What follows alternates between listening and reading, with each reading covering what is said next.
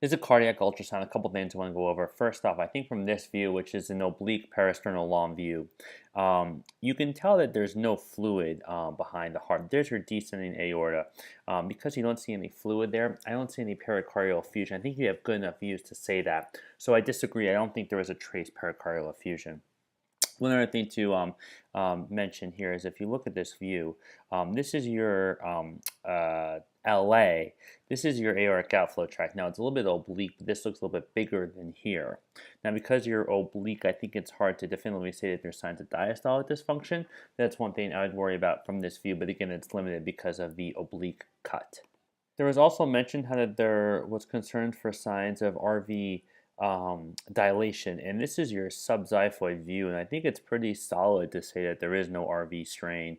I can just pause it pretty much where I think you have the best view here, where you can see that the left ventricle is much bigger than the right. And another thing too, you're kind of off axis to the point where you would expect the right ventricle to actually be bigger than the left because your cut is getting much of the right atrium here. So even though you're oblique, the right ventricle to me doesn't appear dilated. So main take-home points, I think you can safely say there's no pericardial effusion. I also think you could say that there's no RV strain. I think the EF is a little bit uncertain.